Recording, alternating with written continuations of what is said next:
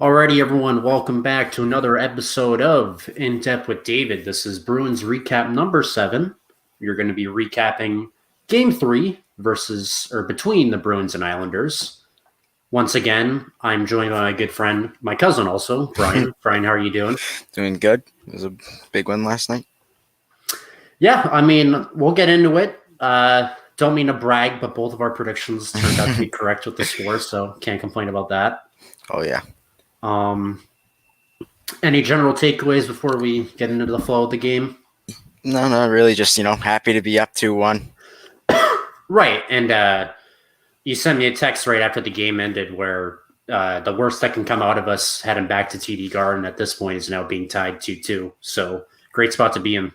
Yeah, for sure. I think we just got to win. We can lose in Long Island as long as we win all our home games. We win the series. So right. So before we actually get into the game, I found this. They actually said it right before the game started. This cool stat where the perfection line, aka the first line with Bergeron, Marchand, and Pastrnak, they had 50 shots in the first 2 games. 50. That is crazy. That's like, honestly, some teams put up 25 shots a game. That is insane. That's a crazy number. And everyone often, salivates over how amazing this line is, but that just really puts it into perspective. I mean, we obviously know that super long shift they had on the Bergeron goal in Game 2, where it seemed like they just had 50 shots alone in that shift. And I mean, it's just they're firing on all cylinders at this point in the playoffs. Yeah, they really are, and we needed that, so that's awesome. So getting into the game, the first highlight of the first period is Taylor Hall muscling a puck away from one of the better players on the Islanders, Matt Barzal, someone who, again, painful memory for Bruins fans. We put that in the draft a few years ago. But Hall takes it away from him, gives it to Grzelcyk, and the Grizzly Bear takes it into the opposing zone. And from the far left, he gives it to Hall. And Hall from the left side finds Craig Smith, who's back in the lineup after taking a 1-game absence, I think, right? Was it just he missed 1 game? So yeah, it was like 1.5. Yep. So Hall from the left side finds Craig Smith, who is in the center. Smith's first shot back from injury goes off the pipe and goes in. So just like that, the Bruins are up 1-0, just a little under 6 minutes into the game. Yeah, it was a heck of a shot by Smith, and we're happy to have him back. And we didn't necessarily pick up Hall to be making defensive plays like that, but he's why that goal happened. He created the turnover in the defensive end and, gave it to Grzelcyk, who skated up the ice with it. And, yeah, in the end, Craig Smith got the goal in, but a lot of it had to do with Taylor Hall. And a couple underrated aspects of this goal was, to me, not only Craig Smith being back in the lineup, because you often think of, when you think of that line, obviously people turn to Krejci, someone who's been with the Bruins for, I think, over a decade at this point. Yeah.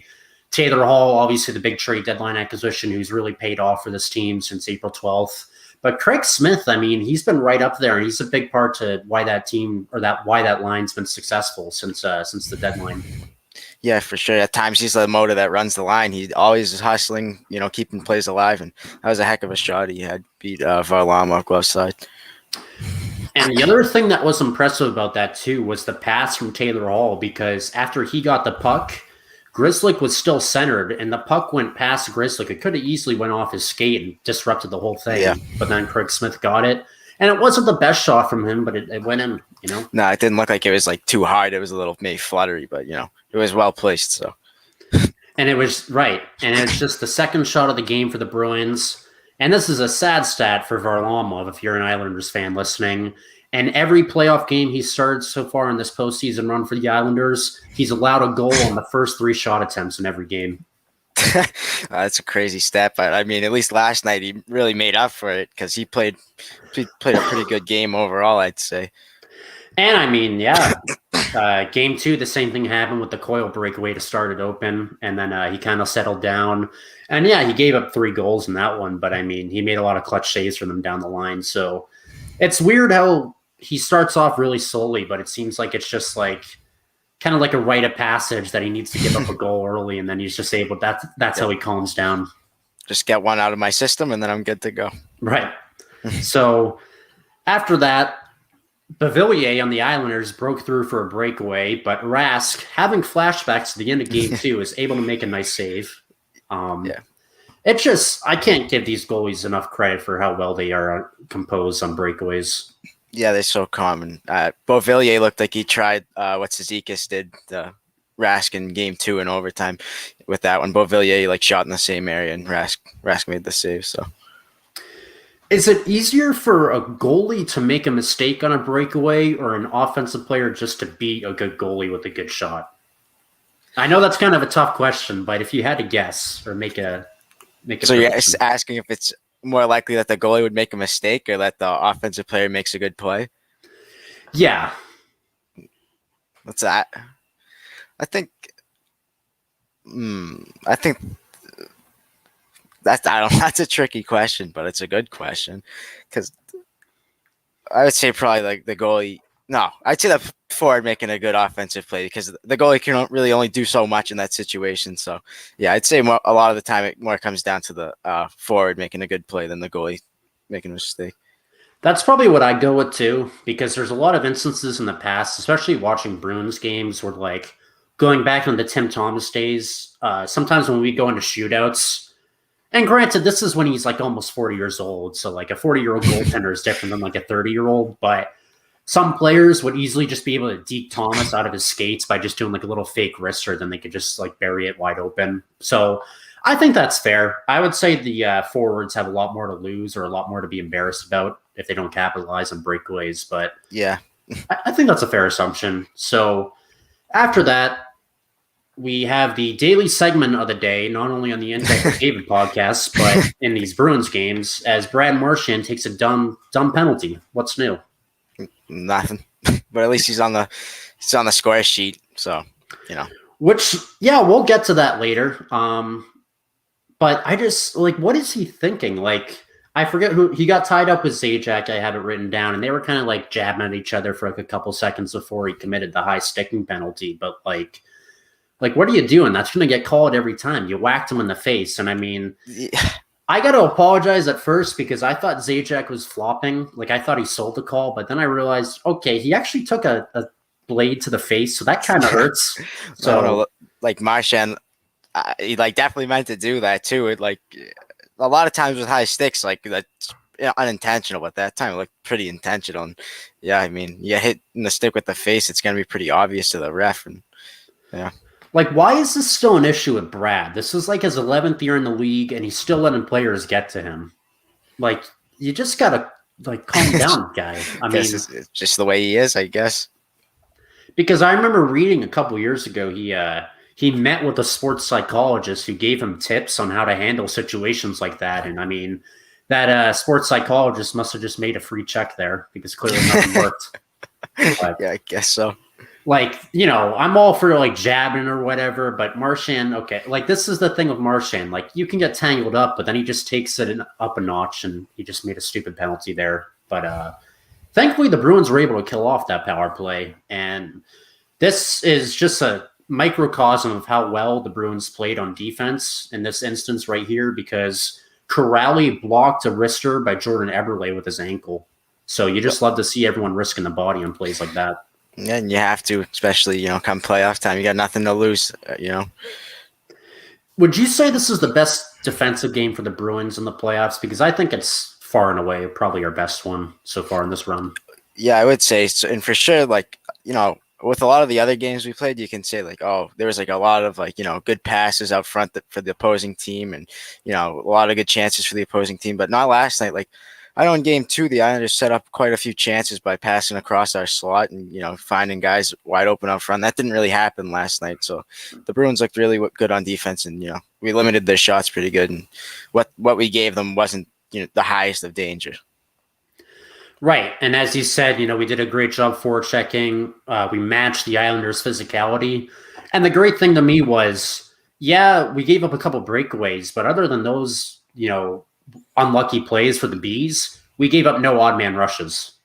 Yeah. At least that's what it seemed like. So that seem like that, yeah. That was important to me. As I said, though, the Bruins killed off that power play by the Islanders. Lauzon, who's coming off a shaky game 2, looked a little lost at the beginning of this power play, but he was able to recover, and nothing came out of it. After the power play by the Islanders, Mike Riley threw one on net, and I don't know if you noticed, but it ended up dinking the post. Yeah, I don't know how that happened, but I don't know if we got tipped by Craig Smith in front, but I was watching the replay, and you just hear it go off the pipe, and that's one that would have made Doc Emmerich proud. yeah, I don't think Mike Riley's still waiting for his first goal as a Bruin, and that would have been nice to see him get one. He's pretty aggressive for a defenseman. He loves taking shots and whatnot. So I'm not surprised he found the pipe, but it's too bad it wasn't the back of the net because I like him and I hope he gets his first goal soon here. Is this his first year with the Bruins? Yeah, we picked him out at the trade deadline. Gotcha. Okay. What team did we get him from? Ottawa. Okay. Yeah, I don't think he has a single goal this season, even on Ottawa. I think he had like 20 assists or something, but no goals. So he's still waiting on his first of the season. Shades of Adam McQuaid, because I feel like when you have McQuaid, he can never score too. But that's just, here I am living out my nostalgic days of being a Bruins fan. So that was the last highlight of the first period. Shots were 7-5 in favor of the Islanders after one. And I think we texted about this at the end of the first period, but even though we were up one, something just didn't feel right because, yes, the Bruins were playing excellent defensively, but the Islanders really weren't letting us get anything going. And you could just tell the crowd, as much as I hate to say it, the crowd was better than the crowd at TD Garden was. So you just felt like something bad was going to happen. Yeah, I don't know. Even though we had the lead, that crowd, to them, they were up. They're the ones that were up. They were so loud. And I think it's like that a lot at the Coliseum because I think it's like a smaller building and you're like right on top of the place. So it was rocking last night. And yeah. And this is their last year at the Coliseum, right? Before they moved to another building. Yeah. So if they lose this series, that's it for the Coliseum. So maybe some motivation for the Bruins to spoilers, but yeah. So we head into the second period and Barzal tries to skate right towards Raskin in the crease, but Carlo makes a nice play, laying him out before he can do anything. So you just got to love the physicality. And then after that, same play for the Islanders, or same instance for the Islanders. Andy Green has a wrister that was blocked by DeBrusk. So Bruins just continuing with great forechecking. And the same sequence, Jake DeBrusk finds Nick Ritchie finds Nick Ritchie in transition, who finds Charlie Coyle centered. Coyle's wrister goes wide right. And this one hurt because we're jumping ahead a bit. This was at the 13-minute mark in the second period, but this was the best opportunity in a while for the Bruins at this point. And it's just disappointing we couldn't even put the puck on the net.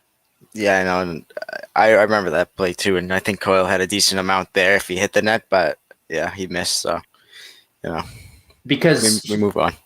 Right. I mean, that's all you got to do. He could have tucked it in on that right side, as you said, because there was enough room to fit it in, but it's just disappointing he couldn't even put it on net. And this is a long shift for the third line on this play, too. We talked about that long shift for line one in game two just to get that Bergeron goal, but you got to give credit to line three here, staying on the ice that long. And I mean, they got a good chance, but unfortunately, you could do nothing with it. Yeah.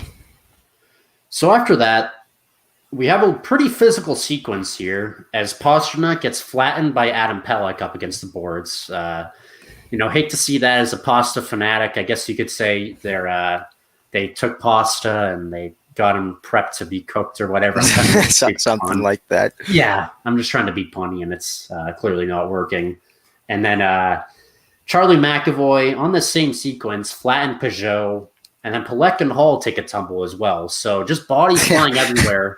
And this is the most physical sequence I've seen in hockey in a while. And this is the type of hockey I love.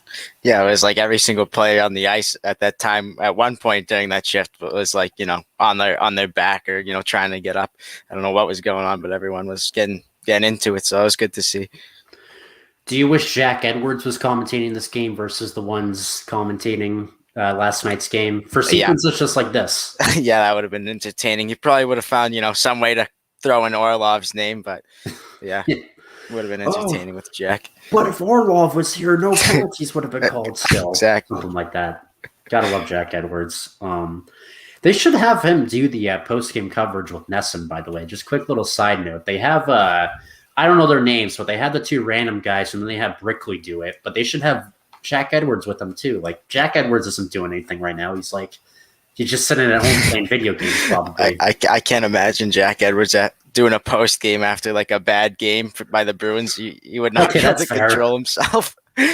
Okay, that's actually a good point. So it's probably for the betterment of Nesson's ratings that they keep him off that show for sure. So can't wait to see him next season, though. After that sequence, we have another dumb penalty by the Bruins, but it's not by Nick Ritchie. It's not by Brad Marchand. It's by the one and only man who just got flattened, David Pastrnak. Pasta boy with a slash to the shin pads, I want to say. And it wasn't like anything like dangerous. It wasn't the hardest slash, but it was really obvious that he did it. So, no surprise that he's going to the box. When you played hockey, did you ever lose your cool at a player if they ever like got the best of you on a hit? And did you ever? I mean, was there really much altercations when you played hockey between the other players?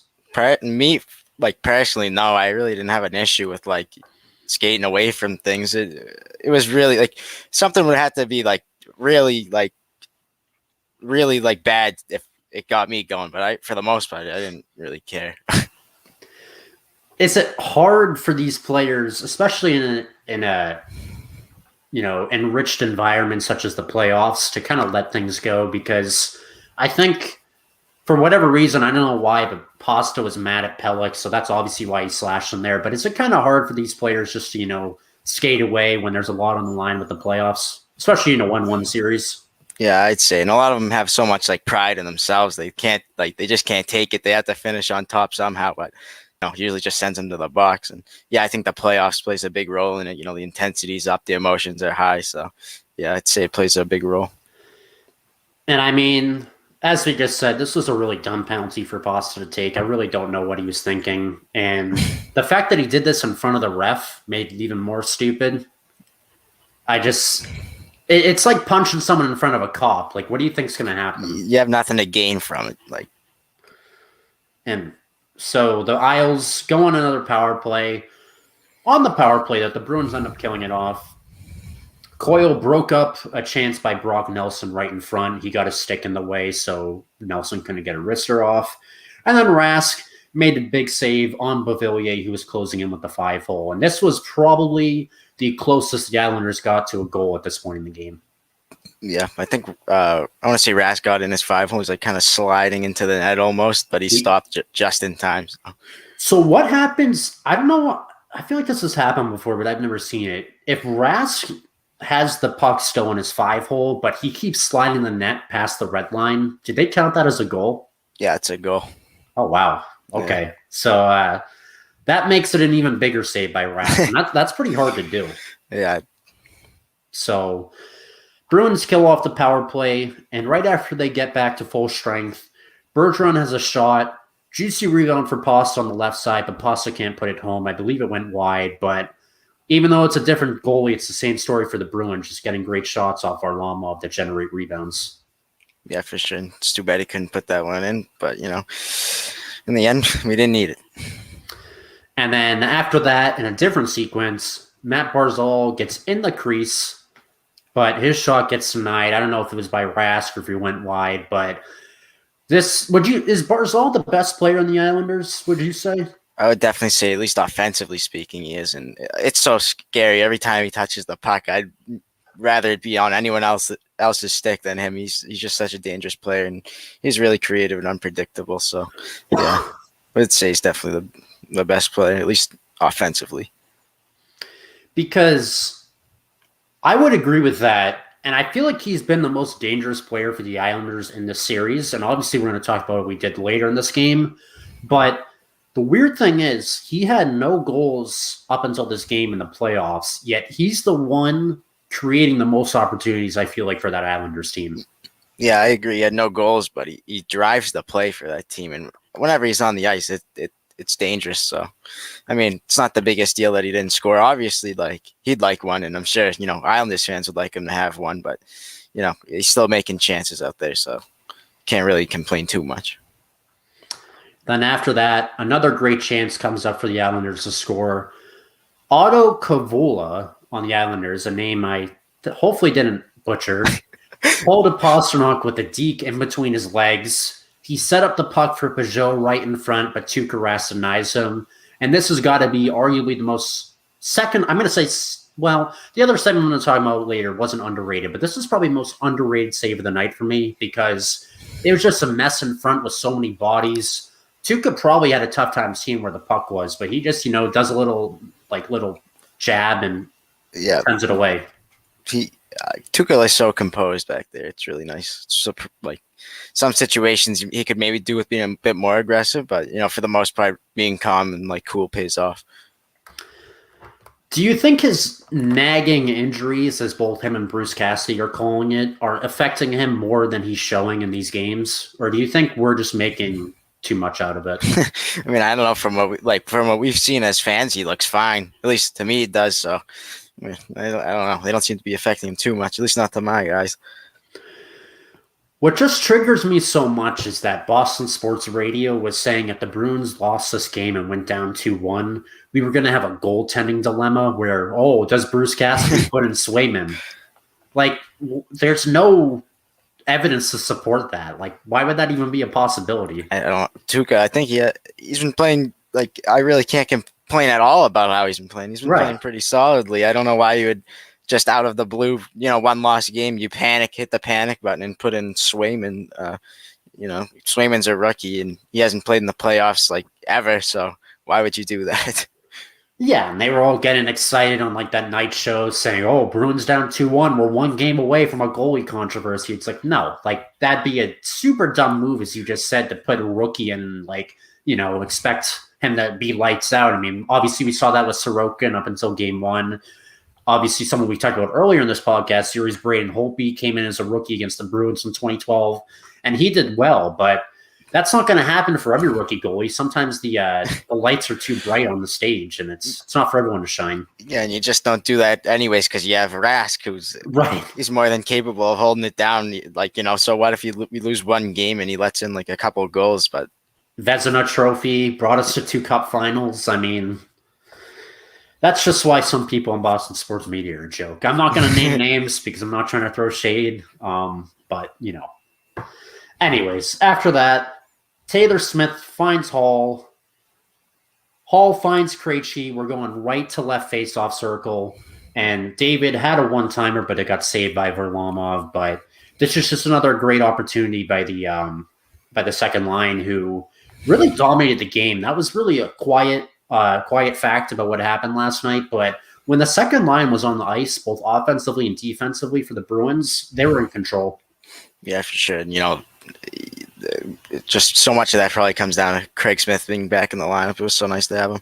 And that save by Varlamov that was a really solid save by him on that sequence. And I think if Krejci lifted it, he might have had a chance at putting it in, but Varlamov beat him. So it was a great save.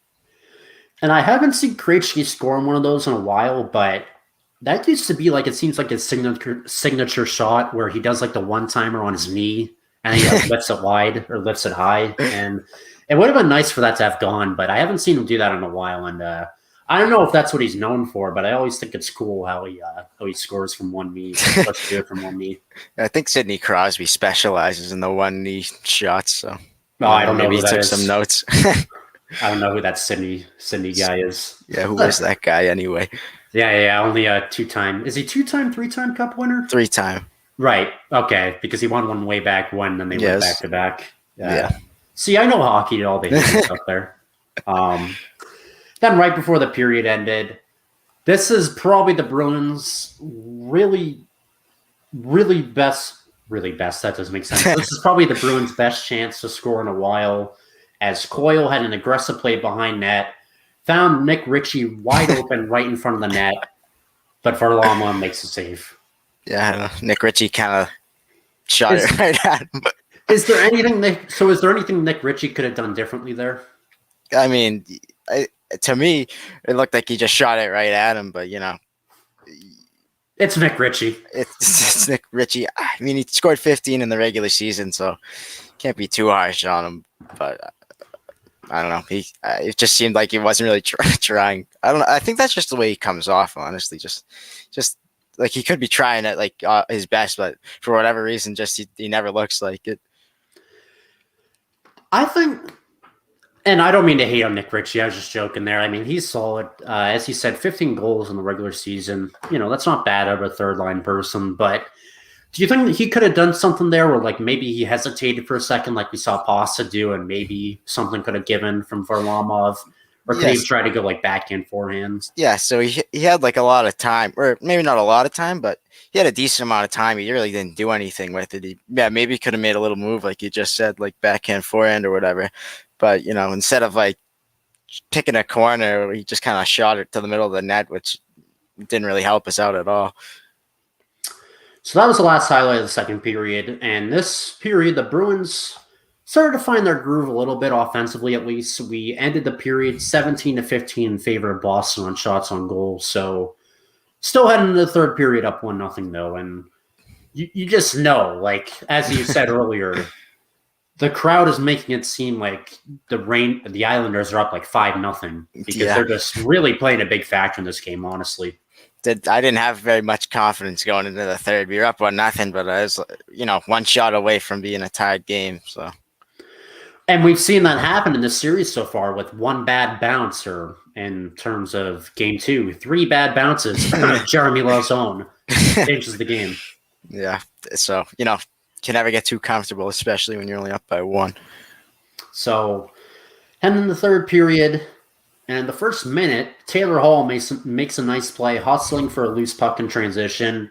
He finds Mike Riley, whose slapper eventually gets deflected, save Varlamov, but just one of those plays where you gotta love the hustle. Coyle then gets high-sticked by Andy Green on the Islanders. The Bruins finally get a power play.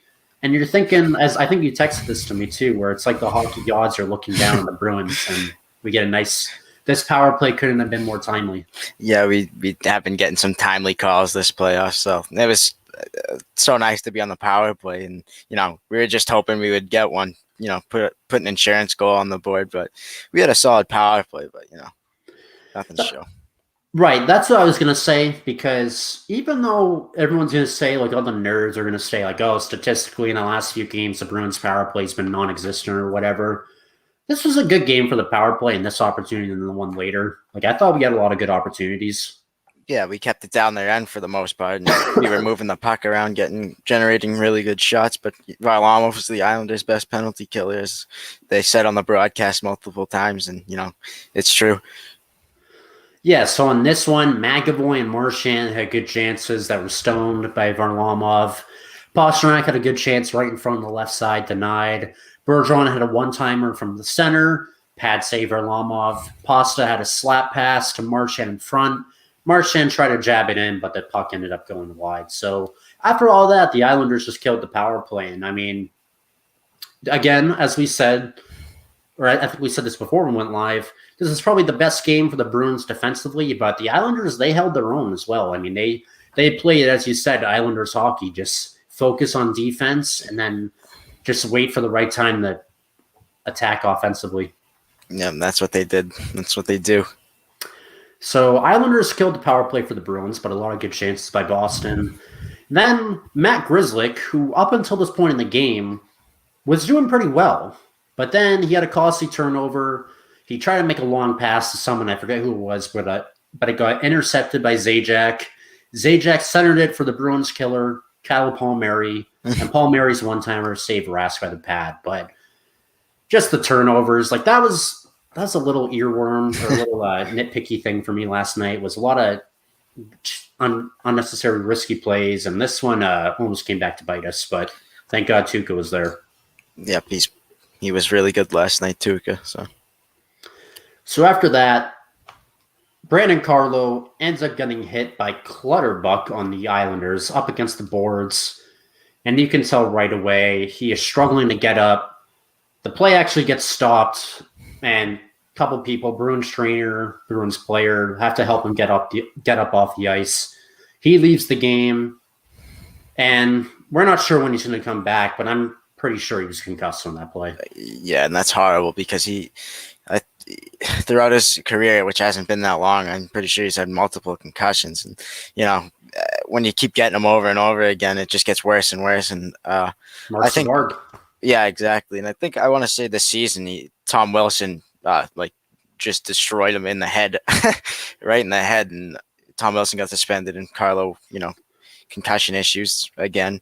So really not the guy you want to see going down with a possible concussion. But I think, like you said, you texted me after the game that he was feeling pretty good after the game. So, I mean, that's good news, but we'll see. Before I get back to Carlo on that point, this reminds me of, and I can't believe that we're bringing up, let alone twice, let alone once, but Adam McQuaid, because he had some concussion history in Boston. Like, I remember whenever he would go play the puck up against the boards, a lot of defenders would hit him from behind. Sometimes it would be clean, other times it'd be a little dirty, and his face would just like splatter up against the boards, and you could tell like that hit screwed him up. So it's just always scary when any athlete in any sport has a ton of head injuries, because they're never really the same person as you are after that. Yeah, and it's tough because he's young. He hasn't been playing for all that long. And same with McAvoy too. He's struggled with concussions, and that's just two young guys that you don't want to see get any more. And Bergeron too, at the beginning of his career, was the same way, but luckily he's recovered, and he's had other injury issues, but luckily no real concussion issues since the start of his career. So that's good. And another person I'm going to bring up again, Sidney Crosby. Didn't he have concussion injuries at the beginning of his career? Yeah, I want to say he missed like almost the whole season from like concussion stuff. So yeah, he missed like a whole season and like almost another one too. So you just hate to see that. Like, I wouldn't wish that on anyone. And obviously Matt Cook doesn't feel the same way. No, he gave those out for a living. But going back to the whole Clutterbuck thing, that's a clean hit. I can't hate him for that. No, I mean, it was a hard hit, and Carlo's head caught the glass, pretty hard. But it's not like his head caught Clutterbuck's shoulder, Clutterbuck's elbow, or anything like that. It was, his head hit the glass, so it was a clean hit. Just unfortunate result. And I think we should just give Carlo, just like we're doing for Miller, because obviously he hasn't been disclosed that Miller is concussed, but he's dealing with an upper body injury, as the stupid, vague injury reports go. But just give him as much time as he needs to rest. Like, it kind of makes me nervous that like we won't rule him out for game 4 already. Just don't rush him back. And they talked about this earlier today on Zolak and Bertrand, one of the Boston sports radio shows. And you just don't want to rush someone back, especially someone who's had a history of head injuries, because that's not going to end well. For sure. Your health comes before everything else. So after that, there's a 2-on-1 transition with David Krejci and Taylor Hall leading the offensive attack. Taylor Hall gets it to Krejci gets it to Hall, right to left, but Taylor Hall just can't get a stick on it. Yep. And we were so close. Yeah, that would have been in it. Like we say, the Bruins just they miss open nets. When they have open nets, they whiff. So, I mean, he whiffed on that initial shot, and he was able to get a better shot on the second try, but it was too little, too late. So, name a better duo than the Bruins and not clearing the puck, and the Bruins are messing up 2-on-1s. you can't do it. I feel like it's been forever since I've seen the Bruins actually score on a 2-on-1. Like, I'm not even joking. No, it definitely has been a while. I feel like I'm going to sound like an idiot, and someone's going to say in the comments, like, oh, in game 3 of the Cap series. Yeah, like, I'm probably forgetting something that just happened like a week ago. But hey, I'm not the smartest person, people. Cut me some slack. But I think last night, actually, we did a pretty good job of clearing the puck for once. So at least no times really stick out. Unless I remember we were texting saying the Bruins couldn't get it up. Was that last night? So the whole clearing the puck thing, though, if you want to talk about the icings, you're texting about that. The million icings. That's what it was. It was about icings. We iced the puck so many times last night. God, it was getting ridiculous. Yeah. Because I didn't know until a few years ago. Like, you just think like icing the puck is whatever, but the line has to stay out there. You can't make a line change. So yeah. Otherwise, that's the killer. People would just ice the puck, whenever they needed a change. But yeah, you can't do that. So it is a killer. I just have a gripe with the whole icing rule, sticking on that topic for a second, where they changed this like 7 years ago or whatever. You don't have to touch the puck anymore. It's just a race to the finish. I don't like that. I've hated it since they made that change. And I know some people are going to disagree, but I think they made the change because the player would get the puck, and then they would just get absolutely smoked by the guy that was like racing like Adam into McQuaid. it. Yeah, they would just, and it was causing like a lot of injuries. But yeah, I get it in that instance, and like and this happened a ton last night where the Islanders player was just the only one in sight. So obviously, just blow the whistle at this point. There's no need for them to touch up. But in situations where it's close, like I think there was one with Pasta last night trying to outrace someone, and just let them play it out and see who touches it first. So that's just my only gripe with it. After that 2-on-1 though, Bailey tripped McAvoy, so the Bruins get another power play. So another timely power play opportunity for the Bruins to get a little insurance. And what happens on this power play? moving the puck well, a lot of shots, no goals. Story of the night. So the Islanders kill off the power play. Marchand had a nice pass to McAvoy, and McAvoy had a nice chance from the left side out front, but he just couldn't get it in, save Varlamov. And this was just one where I don't think Charlie was expecting the puck. And I think we texted about that too, because this was an amazing pass by Marchand that I think got through either an Islanders skater or a Bruins skater. And I don't think Charlie thought it would get to his stick. So there's a little hesitation in the shot. But like you said, we were doing a good job of moving the puck around and getting some decent shots in both of these power plays. Yeah, it's good to have our power play clicking. Last night we didn't put the goals in, but at least we're moving the puck well, so they'll come.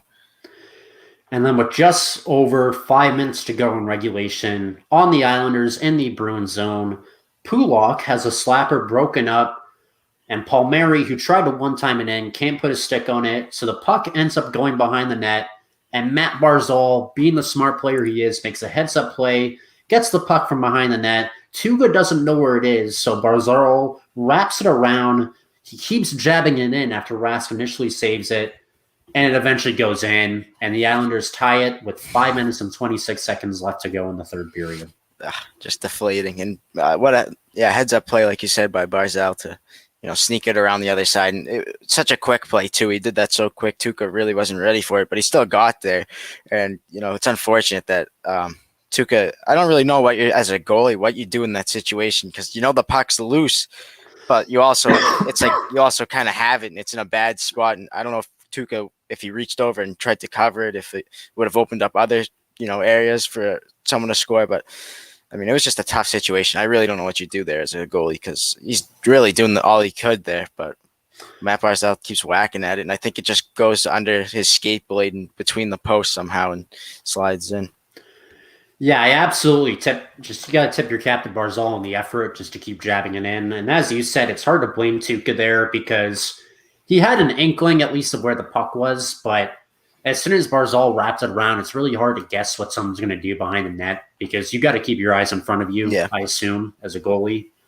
And Barzal just made a great play, caught Tuukka off guard just a little bit. Tuukka was a little slow getting over, and that just allowed Barzal to have the opportunity to squeeze it in. So just Islanders tied there, and that's got to feel great for Matt Barzal, finally getting the monkey off of his back and scoring a goal in this playoff run. And then he sticks it to a team that, as I keep hating to bring up, could have drafted him in 2015. Those 3 picks in a row. If we could have Barzal, we could have a 40-goal scorer and Kyle Connor, and the list goes on and on. It's painful. It is.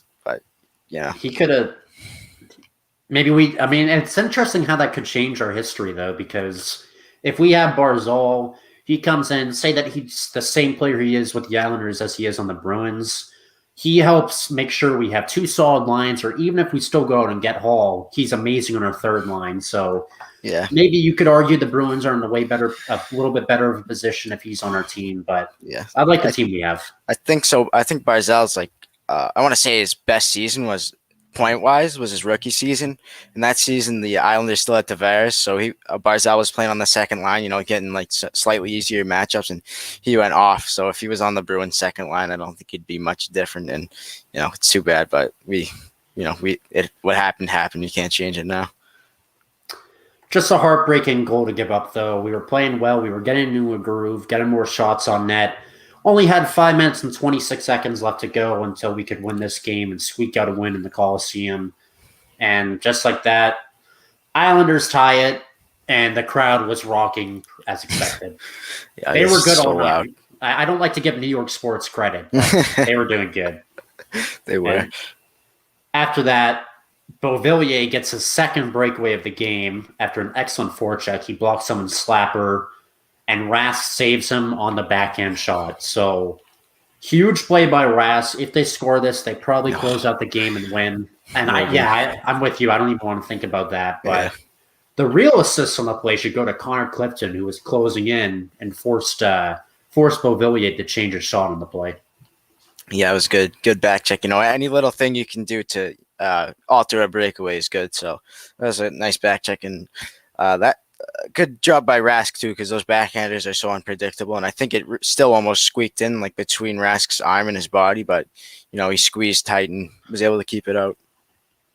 Would it have just been super easy for Clifton just to kind of take that play off or whatever, or just leave it up to faith and hope that Tuukka saves it on the breakaway? Or do you think he's thinking, all right, it's the playoffs. Like I gotta kick it in the second gear. I think like 9 times out of 10, if it's playoffs, it's regular season, the defenseman's hustling back because he doesn't want to go against. Do you think Tuukka, any chance Tuukka right there would have just seen Beauvillier in the breakaway and said, "Oh God, I don't want Game 2 to play out again. Let me just take the goal off the what is it, like the moorings or whatever they call it?" Yeah, like unhinge the goal and take the 2-minute penalty. I mean, that would have been pretty stupid, and I hope Rask wouldn't have done that. But I've seen goalies do that before. Yeah, I think Jonathan Quick for Team USA did it in the playoffs once. In the Olympics once. And I don't remember if it was on purpose or by accident, but it was a big controversy whether or not it was. So, yeah, I don't know. Saved by Rask, though. Gotta love it. And the game stays tied 1-1. And for the third time in this recap, we have the dumb penalty segment. And this time the honor goes to Sean Corelli. Why are we taking penalties this late in the game? Like this... I mean, I guess from the way they were talking on the broadcast, it seems like some refs may not call this a penalty. Yeah, because I want to say earlier in the game, someone on the Bruins did the exact same thing, a little cross check to the back. The Islanders guy fell, but there was no call, and they called it, which I understand it is a cross check, but I don't know who the Islanders player was, but it looked like he fell pretty easily. Paul Mary. Yeah, Paul Mary. It looks like he fell kind of easily to that cross check, but. Seemed like he slipped on a banana peel for that transaction or whatever. I mean, It was a dumb cross check though, because as they said on the broadcast, like the the tempo or the mood for the refs on a play like that was set early in the game. So Corelli just needs to know not to do that. So the Islanders go in the power play with 2 minutes and 15 seconds left in regulation. So if the Bruins wanted to win this game, they were going to have to do it in overtime. Yeah, it was pretty much. I was not looking forward to watching that 2-minute power play for the Islanders.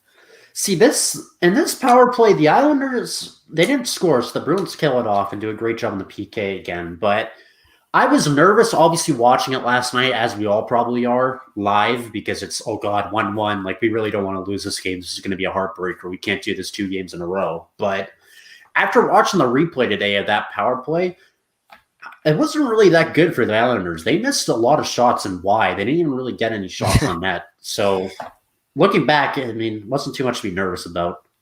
Yeah, but yeah. In the moment. Yeah, for sure. In the moment we were nervous, but looking back, you can say like, oh, okay, it wasn't too bad. For sure. Like when Tim Thomas made that stick save. Oh yeah, I knew that was coming. I'm not worried. Way back in that 2011 Cup run. So game goes to overtime, second straight overtime game between these two teams. Shots were 39-23 Bruins after 3, and I think we outshot the Islanders like 21-something, 21-10 in just that third period alone. So even though we had no goals in that period, we were getting into a groove a bit offensively, throwing more shots on Varlamov. Yep, but give Varlamov a lot of credit because he was standing on his head. Absolutely. So we head into overtime. First highlight I'll talk about is Nick Ritchie getting a turnover.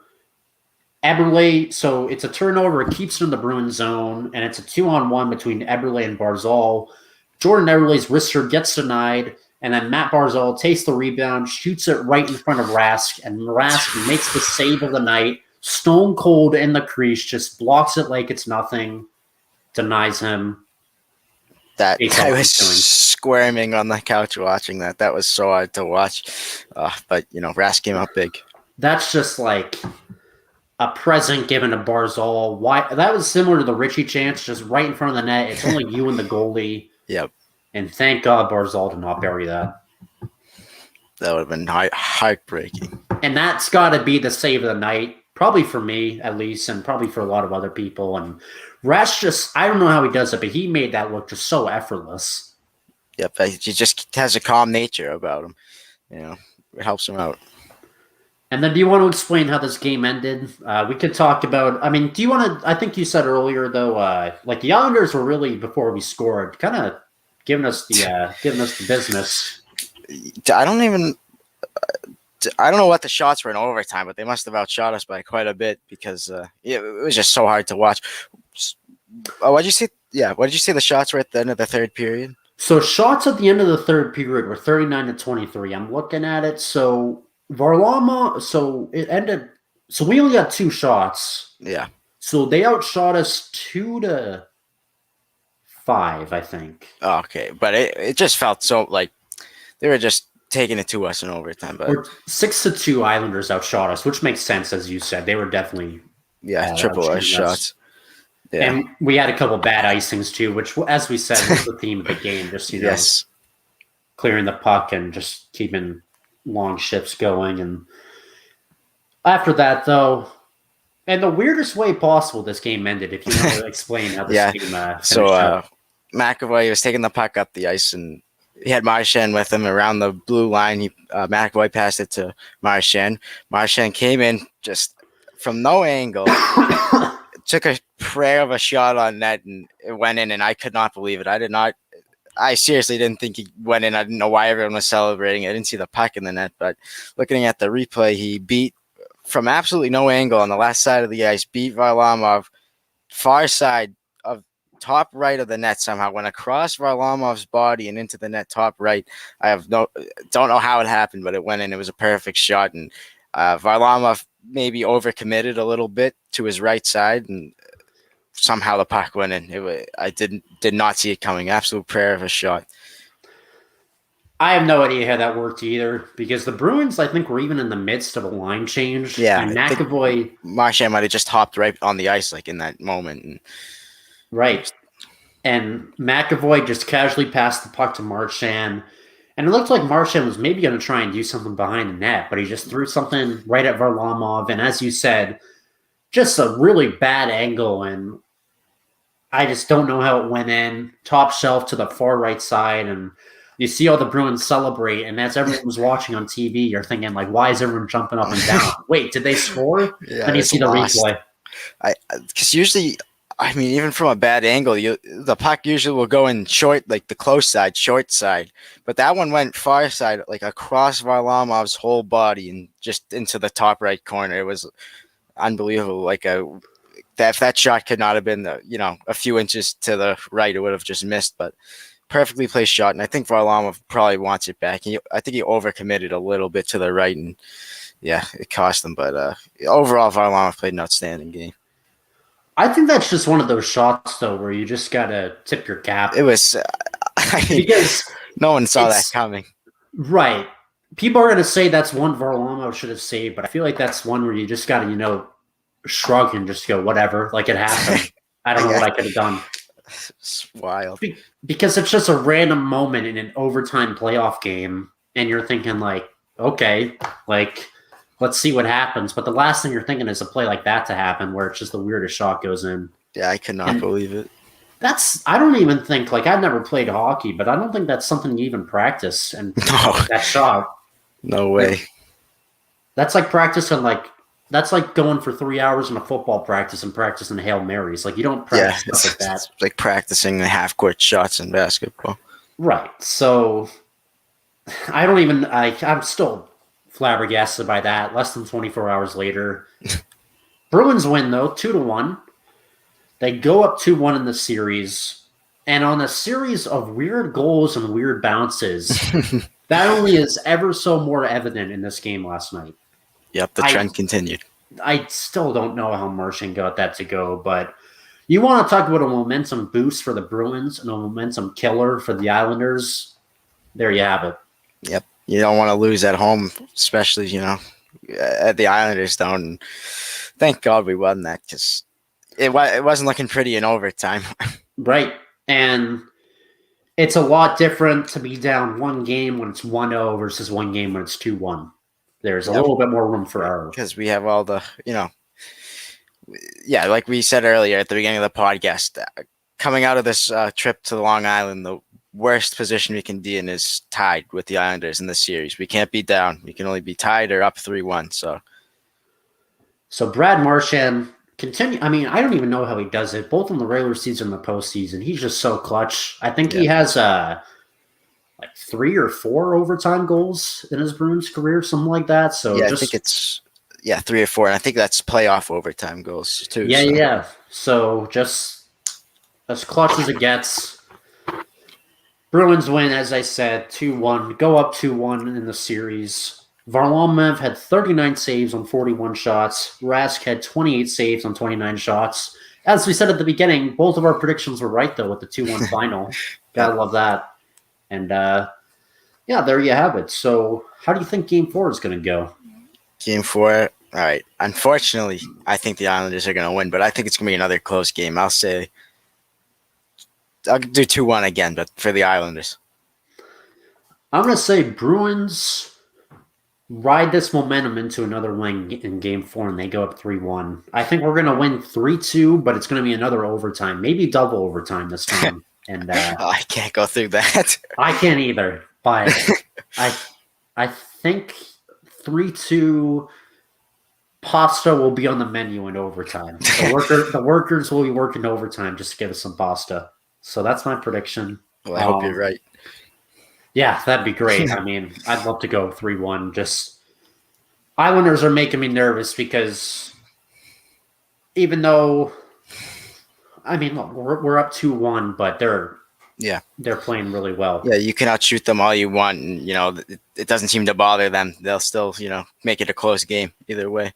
And that Barzal line is scary. I mean, obviously they only had the 1 goal in this game, but Game 2 they were doing wonders, and just the man himself, the center, Matt Barzal, just finally got that goal, and he's generating great opportunities for that whole line. Hopefully he doesn't. Hopefully for our sakes, he doesn't heat up now and keep putting them in because that'd be tough to stop. But we'll see. Yeah, so that's going to do it. I don't know if you had any other points you wanted to bring up. I mean, great game defensively. A good rebound game for Lauzon, if you want to talk about him for a second. I thought he did much better. Yeah, for sure. At least we didn't see him assist any goals out there for the wrong team, so that's a plus. And we didn't hear his name, which is a good thing. Yep. So, yeah, great game defensively for the Bruins. We got it done at the right moments offensively. That is going to do it for this recap. We want to thank everyone for watching. Bruins go up 2-1. Let's look forward to Game 4, which I believe is tomorrow. It's like 7:15. Sounds right. Yeah. So 7:15. Everyone look forward to that. I want to remind everyone to hit that like button, absorb that subscribe button. More Bruins recaps will be coming, along with the Celtics offseason updates, as well as maybe a recap in the next series. The rest of it, games 2 through 5. Patriots recaps will be coming once their season comes back. And I think I already said it, but yeah, Red Sox will be coming soon as well. More series recaps will be coming with that, so stay tuned for all those series. Survivor, Big Brother recaps will be coming soon, as well as personal interviews with my friend Andrew, where we just interview random people and get to know them on a personal level. So look forward to all this new content. Let us know in the comment section below what you liked, what you didn't like, what you like about us, what you don't like about us. And yeah, I think I've said it all. Thank you again, Brian, for joining me. Of course. We will talk to you guys after Game 4. Thank you so much for watching, and we'll talk to you later. See ya.